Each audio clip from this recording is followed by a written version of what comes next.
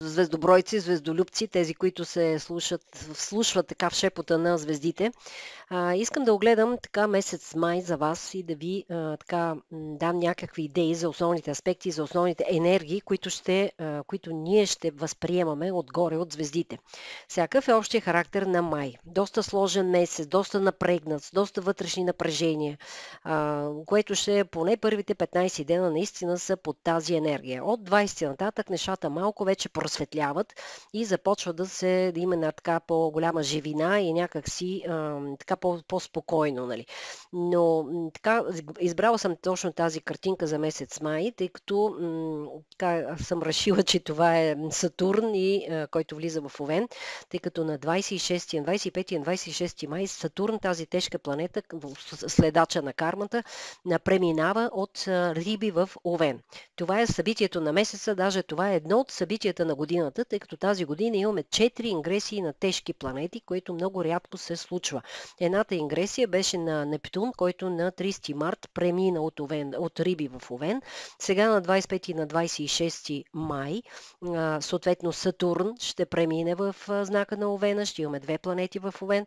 Тесента ще се върнат естествено, но също предстои месец юни, към 9-10 юни Юпитер да премине в Рак и юли вече, 7-8 юли, Уран ще премине от Телец в Близнаци. Така че втората ингресия за тази година на Сатурн в Овен ще се случи точно този месец на 25 май. Затова съм сложила тая картинка. Тя ми се видя доста слънчевка, така, доста приятна, с много светлина, която е какъвто и месец май, нали, по принцип. Сега, значи да започнем с началото на май. Началото на май е белязано от един статичен Плутон. Плутон ще обърне ретроградно на 5 май и ще бъде ретрограден до 13 октомври, като ще се движи така между 3 и 1 градус на Водолей, но още от 28 април той застива в статика, той се залепе за небето с нулева скорост и така ще остане статичен до към 15, даже бих казал до 16, 17, дори 20 май той няма да има скорост. И това е един много силен период, тъй като Плутон това е Хадес, син на титаните Кронос и Рея от гръцката митология, той управлява нашите страхове, нашите тайни, нашите скрити страни и невидимия свят. И когато отгоре има един статичен Плутон, той изключително много напряга тази енергия. Тя е една енергия, която е много интензивна, човек се чувства много потиснат, много депресиран, не може да се събере, усеща липса на сили, липса на енергия, всичко се движи навътре. Плутон забива навътре. Това изключително много ще повлияе съответно на двата знака, в които Плутон се намира първо във Водолей, това са първите декади във Водолей и съответно от другата страна това са лъвовете, те ще бъдат в позиция, първите декади, родените в първите дни, изключително силно ще усещат тая липса на енергия, липса на мотивация. Хубаво е да се използва тази статика, за това човек да премисли, да си направи някакви равносметки, да реши от какво да се освободи, какво трябва да пусне, тъй като Плутон е планета, която реже, която ни призовава да пуснем стари и неработещи неща, за да може да продължим напред. Не случайно той е планетата на смъртта и на раждане. Т.е. винаги нещо трябва да отмре, за да се роди нещо ново, така че в този период мога да се използва за медитации, за разни такива медитативни практики, за разни осъзнавания и за това просто ретроспективно да решим кое не работи вече за нас или най-малко да направим едно прочистване на къщата от всичко старо, щупено, което не работи, прочистване на Фейсбука, прочистване на тефтера, всичко, което не ни трябва да се освободим от него, направим едно чистене, както и хигиена на дома и на тялото, прочистване, тип гладуване и така.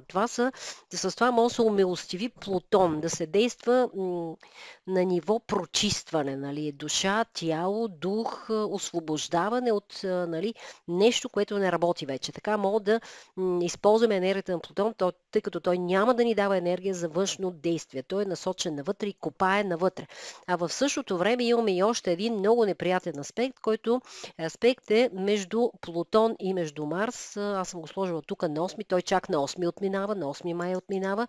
Обаче вижте, още в началото на май Той продължава да действа тая опозиция, тя действа вече от доста време и чак към 8 май така тя отминава. Това са две силови планети, още повече, че Марс се движи в Лъв, Плутон се движи в Водолей, два фиксирани знака, Марс е огнен, разпален, вече с доста голяма скорост. Това означава, че една голяма част от хората ще искат, ще имат желание да се карат, да се наложат, да не отстъпват, да влизат в конфликти, да влизат в напрежение, да агресират. Точно това ще кара тази енергия. Сега това е все пак и аспект на много силна енергия, така че ако успеете да се впрегнете тази енергия в някакви активни действия, по този начин ще избегнете много от неприятностите за нали, Плутон. А пък ако говорим така за емоционалната и психическата страна на този аспект, то Плутон, между другото, символизира груповите дейности.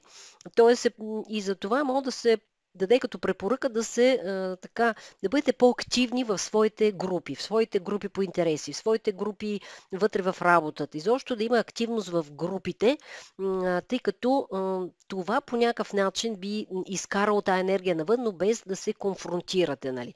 Изобщо винаги в този период до към 8 общувайте и така да си имате едно на ум, да не се конфронтирате, особено лъвовете и водолеите родени така в първите декади, пък и другите два фиксирани знака в първите декади, това са телците, нали, и скорпионите, трябва много да внимават какво казват, как изразяват себе си, тъй като вътрешните енергии на Плутон и на Марс ще ги напъват да изразят навън агресия, натиск, нали.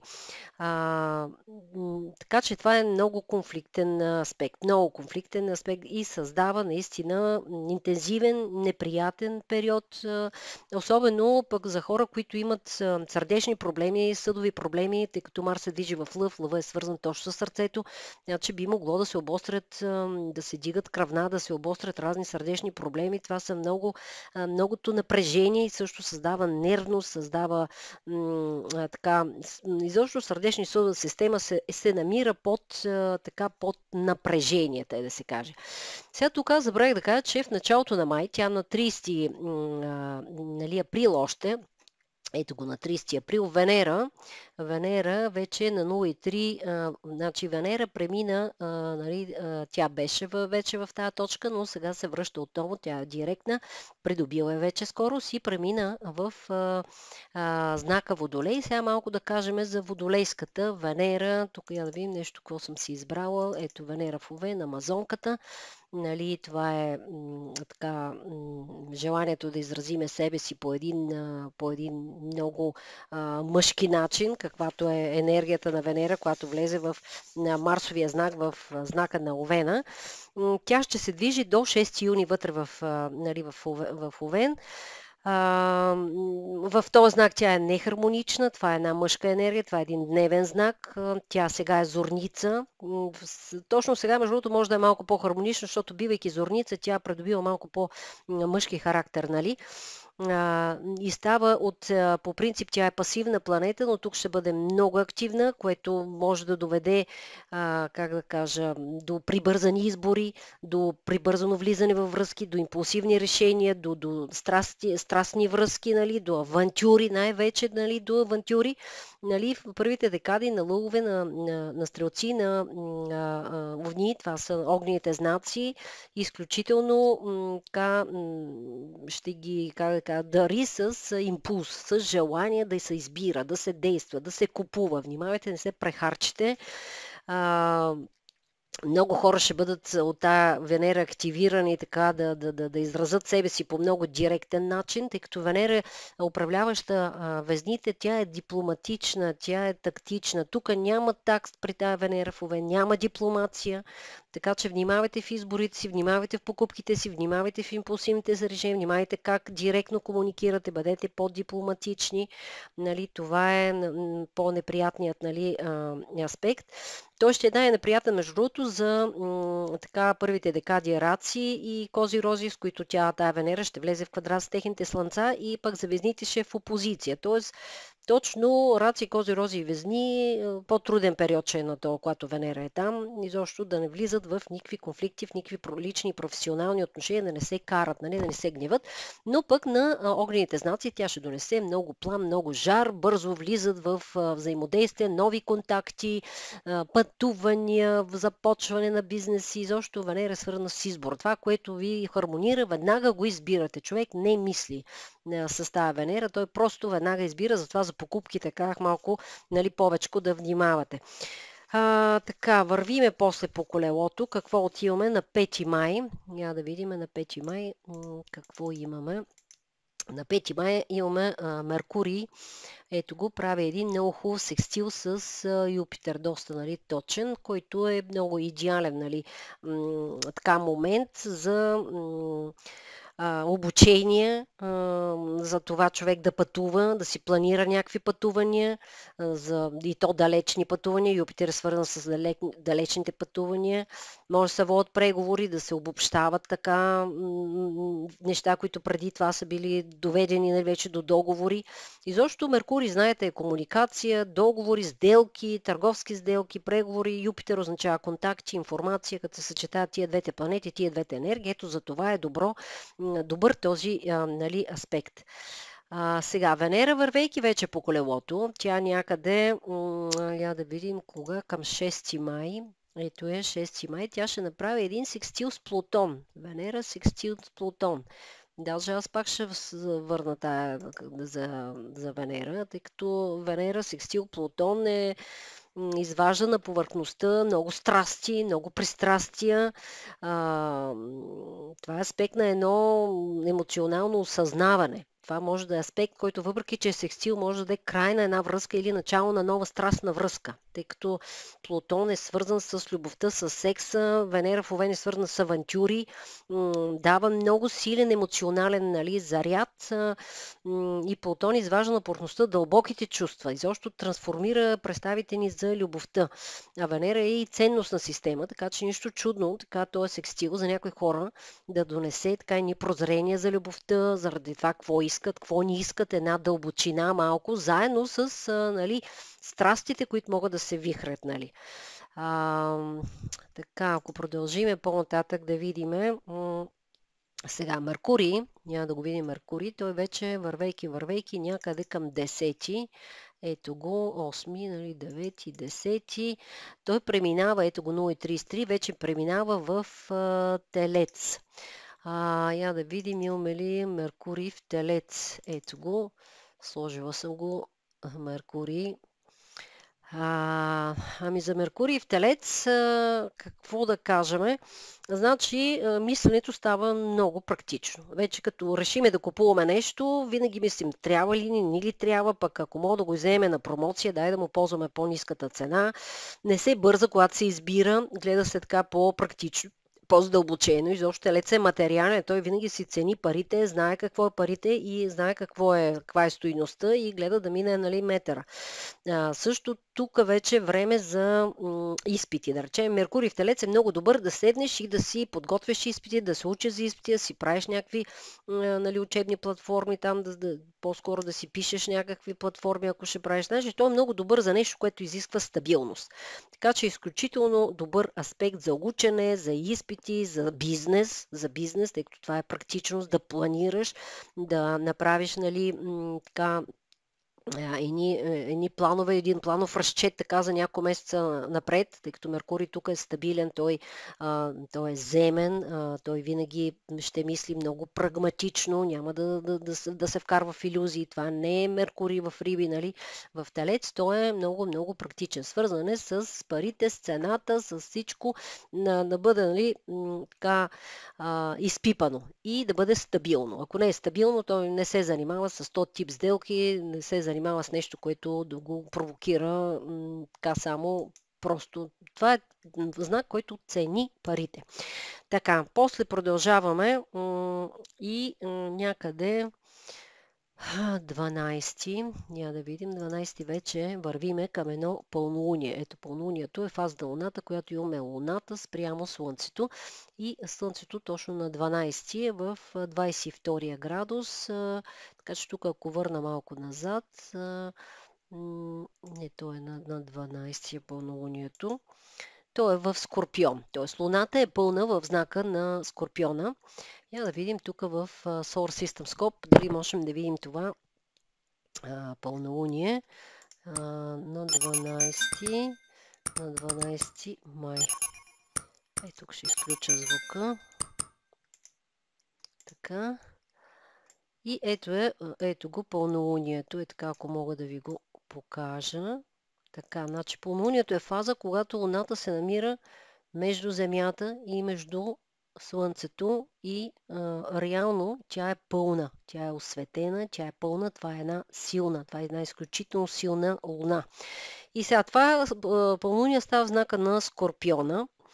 Това е, знаете, самото пълнолуние си означава фаза на Луната, в която има пик, развръзка, разкриване на тайни. Скорпион е свързан с тайни, с дълбоките тайни, с подсъзнанието, с това, което ние криеме от другите. Пълнолунието е като лампа, което осветява. Така че това пълнолуние може да разкрие много тайни, нали? Отделно, че и в този момент имаме и един аспект на Меркурий квадрат Плутон. Меркурий носи информация, Плутон също е свързан с тайни. Тоест, това е един момент, в който много завеси могат да паднат. Много неща могат да се не появят и да се разкрият, и да се каже. С това ще е характерно това пълнолуние. Отделно самия знак Скорпион, управляван от Плутон, е свързан с това пак да пускаш стари неща. Ако мога да чистиш, да пускаш стари отживели неща, да си чистиш къщата, духа, тялото, това зове това пълнолуние. Пускайте старите неща, отживелите емоции, изчистете се и така се освободете от излишния товар, за да се възродите Плутоново, нали? Изобщо това пълнолуние е доста трансформативно, носи доста трансформативна така енергия.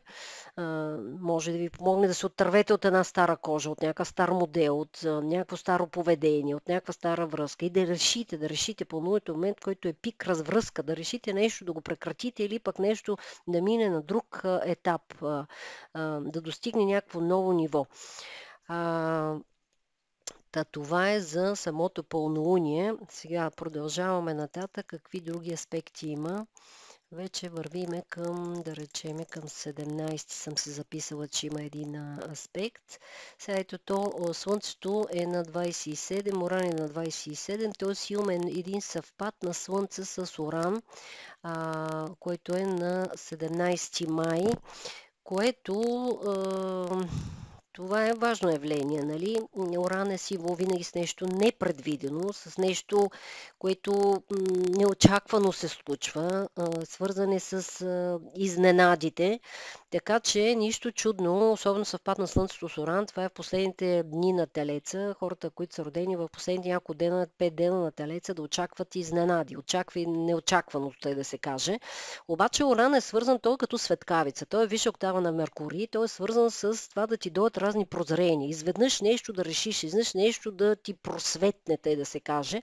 Така че това е ден, в който може да имаш озарения, прозрения, тъй да се каже, в който може да се излезе от една рутина и да се усети една така промяна, да се освободиш от някакви ограничения или пък да ти дойдат неочаквани идеи.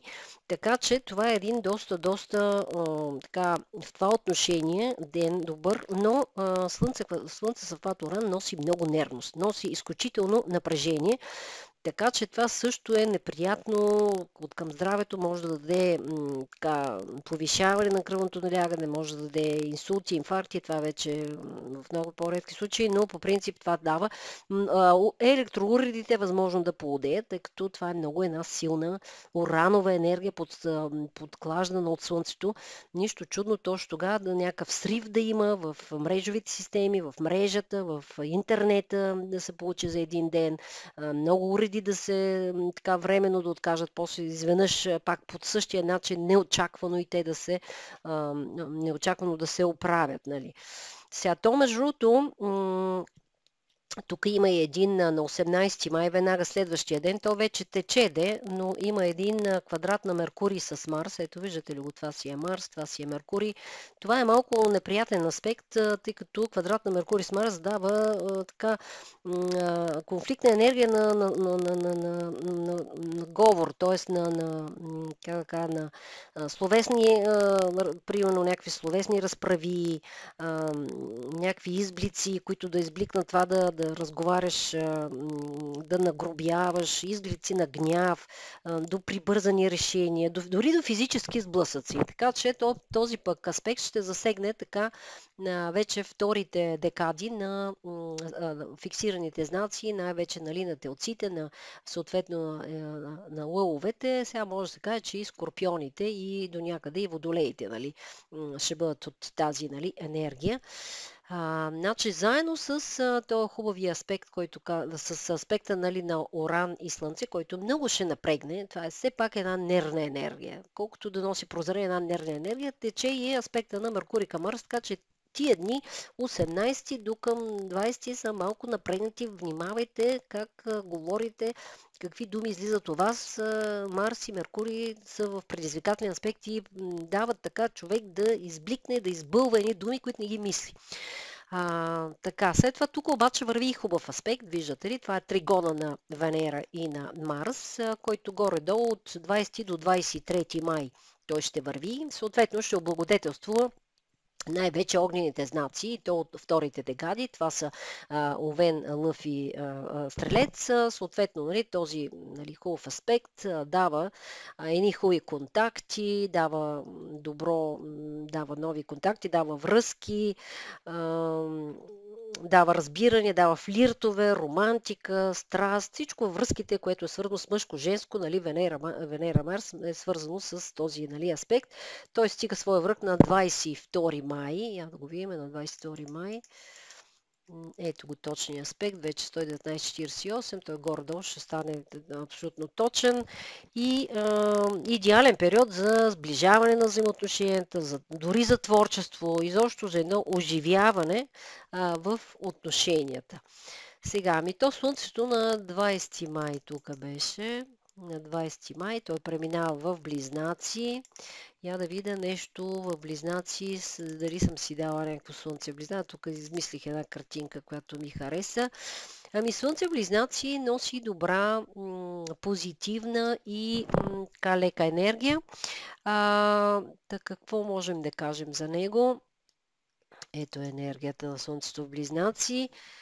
Ще имаме повече общуване, по-голяма лекота в общуването, ще ни са интересни новите неща, ще искаме да се учим, нови знания, просто едно идейно време. Идеите като че ли ще летят във въздуха, не трябва да се пропускат вдъхновяващи идеи. Това е един период Слънце в Близнаци, когато е хубав за пътувания, за контакти, за комуникация, за вземане на изпити, за влизане в обучение, за командировки, за сделки, за търговия. Това е една благоприятна нали, енергия, управлява се от Меркурий, който нали, Меркурий през това време ще бъде в Телец, т.е. ще бъде доста, не, по-скоро, знаете ли, Меркурий ще бъде тогава в Близнаци, тъй като я да го погледнем в колелото. Става въпрос за 20 май, Меркурий е в Телец, така че когато Слънцето е в Близнаци, с Меркурий в Телец, който е спокоен, бавен, преценяващ, трезв, нали, много прозорлив, много такъв практичен и прагматичен. Това е едно добро време за планиране на изпити, взимане на изпити, за пътувания, за командировки, за сключване на сделки. Това е идеален нали, период. И даже, между другото, стигайки до Меркурий, той някъде на 26 май отново ще направи ингресия. Този път ще мине в самите нали, Близнаци. Сам част тук много далече. Ето го 26 май. Ето го Меркурий вече си минава в Близнаци на 26 май. Това е знака, който той си управлява, така че той като си мине Близнаци, т.е. той Телеца го премина само за 16 дни. Нали, от 10 май до 26 май за 16 дни, понеже той е с много бърза скорост. Сега я да му видим скоростта на Меркурий. Меркурий е със скорост 2,10. При максимална скорост на Меркурий 2,20. Това е една от максималните скорости на Меркурий. Ето, даже тук е, той се движи с 98,4% своята скорост. Това е един много бърз Меркурий. Бърз и Меркурий означава добри решения, нали, така, адаптивност, приспособимост, добри преценки и така нататък. Това е един добър, нали, период. И след това той като премине в Близнаци, казах, той ще образува между другото секстили с Сатурн и с Нептун, тъй като Сатурн и Нептун, ето те са в началото на Овена и като, нали, влезе, вече това е един много хубав аспект, който той ще прави с двете тежки планети. Това е един момент за рестарт на, как да кажа, за нови проекти, за начало на обучение, за създаване на различни неща с съдържание, за общуване. Той даже тогава, като мине на 27-ми, той ще бъде дори и с Плутон, също в хармоничен, нали, аспект. Той ще бъде в тригон вече с Плутон, което е отново много добър аспект, подходящ за важни неща, за подписване на документи, за задълбаване. Ако учи нещо, то ще бъде задълбочено, за писане на книги, за изяви. Даже този Меркурий е много благоприятен и за, когато е Близнаци, за медийни кампании. За медийни кампании, за реклама, за писане, за четене, за транслиране, за публикуване. Това е един много, много добър така Меркурий. И вече стигаме до 25 май, я да видим, 25 май, когато ето го Сатурн вече не е 0,3, той е преминал, айде пак да върнем тази картинка, която аз я бях харесала, на Сатурн, който преминава в Овен, където там ще остане 2 години и половина.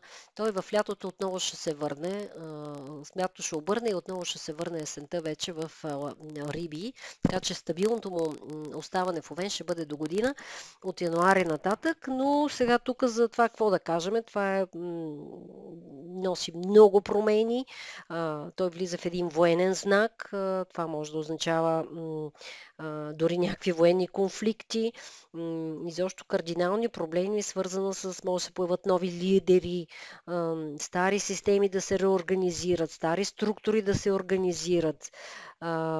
Изобщо това е един важен цикъл, важна ингресия, нали, която тук не мога с 2 минути да я кажа, нали, но това е една от най-важните неща за тази година. То даже на този ден и Меркурий е в съвпад с Уран и носи новини и някакви нестандартни така, новини, обрати в интелектуалната сфера. Сякаш и Меркурий бие камбаната и казва, ето Сатурн влиза нали, в Овен. И след това имаме едно новолуние в Близнаци. Новолунието е на 27 май. Да го видиме. Новолуние съвпада на Слънцето и на Луната. Тук ако го върна по часове, да видим кога точно ще бъде. Значи то е 6:15, 8, така, 6:08, 6:46, значи още по-малко 6:05, 6:08, ето горе-долу към 6 часа. Я да видим на 27 в Solar System Scope, понеже видяхме пълнолунието, сега да видим и новолунието. Ще го сложим на 27 май. Ето го на 27 май.